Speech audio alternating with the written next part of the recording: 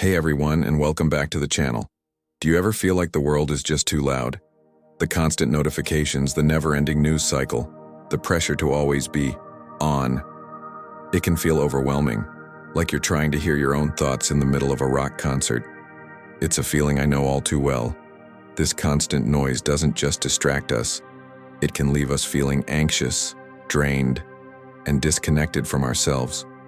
But what if I told you there are ways to find your own little island of calm, right in the middle of this chaotic ocean?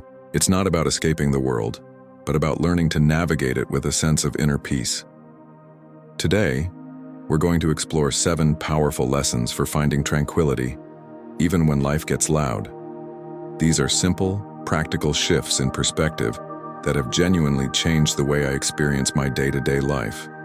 So if you're ready to turn down the volume on the outside world and tune into your inner peace, stick around. Let's get started. First up, a lesson that sounds simple but is incredibly profound. Embrace the power of intentional disconnection. Think about it. When was the last time you were truly disconnected? Without your phone, without a screen, without any digital input?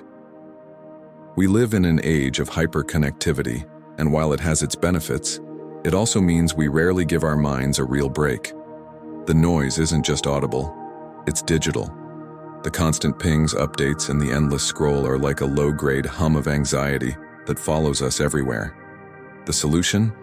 Carve out sacred tech-free time. This doesn't have to be a week-long digital detox. Start small. Maybe it's the first 30 minutes of your day.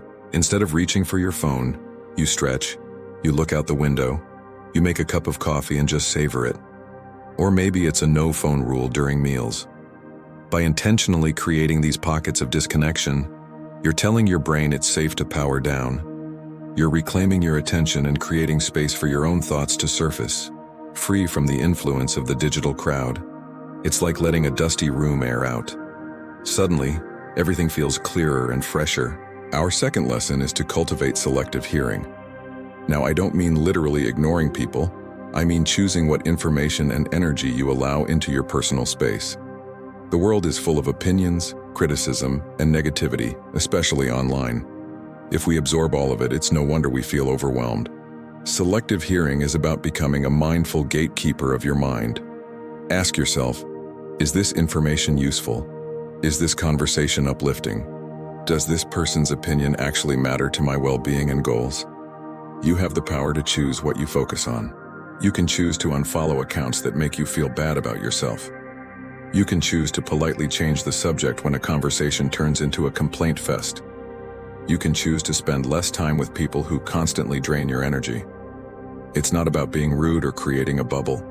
It's about self-preservation. By consciously curating your informational and social diet, you protect your inner peace. You start to realize that not every battle needs to be fought, and not every opinion needs to be heard. You are the curator of your own mental museum. Choose the exhibits wisely. Lesson number 3 is a game changer. Find your anchor in the present moment. So much of our inner noise comes from our minds racing into the future, worrying about what might happen, or replaying the past, ruminating on what we should have done. The present moment is the only place where we have true power, and it's often surprisingly quiet. The practice of mindfulness is our tool for this. It's about anchoring yourself to the now, using your senses. When you feel the chaos building, pause. What are 5 things you can see right now? Notice their color, their shape. What are 4 things you can feel? The chair beneath you, the fabric of your clothes, the temperature of the air. What are 3 things you can hear? A bird outside, the hum of the fridge, your own breath. 2 things you can smell, and 1 thing you can taste. This simple exercise, often called the 5-4-3-2-1 method, yanks your attention out of the noisy chaos of your mind and plants it firmly in the reality of the present. It's a mental reset button. The more you practice this, the easier it becomes to find your calm anchor, no matter how stormy the seas around you get. Moving on to our 4th lesson, learn to love the quiet. In our society, silence can sometimes feel uncomfortable, even awkward. We rush to fill it with small talk, music, or podcasts. But what if we started treating silence not as an empty void, but as a rich, restorative space. Silence is where creativity is born. It's where we can finally hear our own intuition, that quiet inner voice that gets drowned out by the daily hustle. It's where our nervous system gets a chance to downshift and repair itself. Make a date with silence. Go for a walk in nature without headphones. Sit in a quiet room for just 5 minutes without any distractions. At first, it might feel strange. Your mind will likely try to fill the void with a flurry of thoughts. But stick with it. Gradually, you'll start to appreciate the peace. You'll find that in the absence of external noise, you can connect more deeply with yourself. Learning to be comfortable in silence is like learning a new language, the language of your own soul. It's a skill that will bring you a profound sense of calm and clarity. Lesson 5 is to master the art of the single task.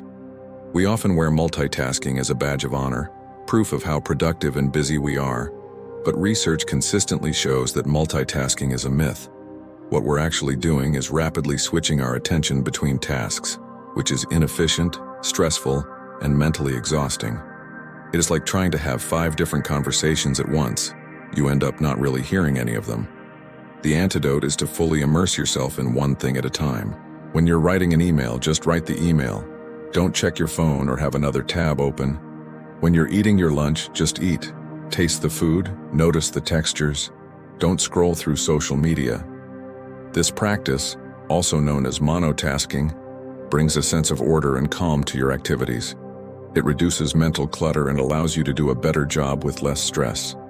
You'll find that you not only get more done, but you also feel more present and satisfied in the process.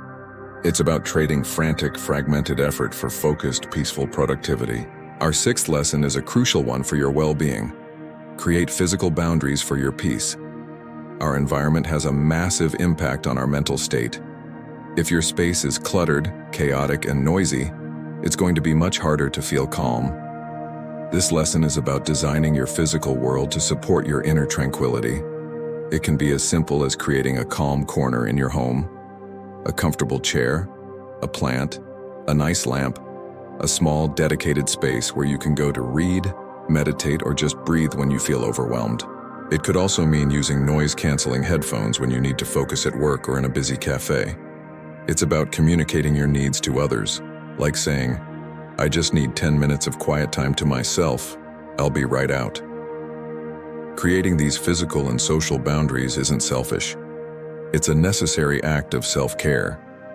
It's like building a cozy, soundproof room inside your life, a sanctuary you can retreat to whenever the outside world gets too loud.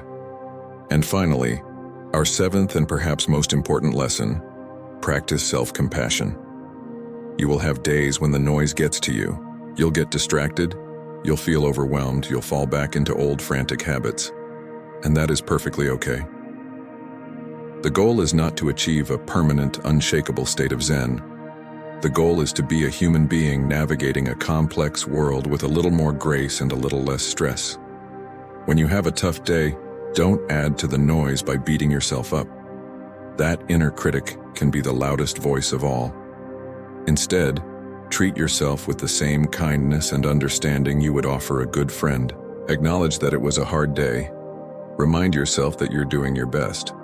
Ask yourself, what do I need right now? Maybe it's a cup of tea, a short walk, or just a few deep breaths. Self-compassion is the ultimate noise-canceling tool for your soul. It quiets the voice of harsh self-judgment and replaces it with a gentle whisper of acceptance and care. It's the foundation upon which all other practices for calm are built. So there you have it. 7 lessons for finding your calm in the middle of our noisy world. From disconnecting intentionally to embracing single tasking, and most importantly, practicing self-compassion. Remember, this is a journey, not a destination. It's about small, consistent choices that, over time, create a profound shift in your daily experience. Start with 1.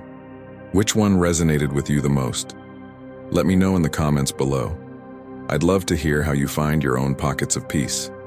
Thank you so much for spending this time with me today. If you found this helpful, please give this video a thumbs up, and don't forget to subscribe for more content on living a more intentional and peaceful life. Take care, and I'll see you in the next one.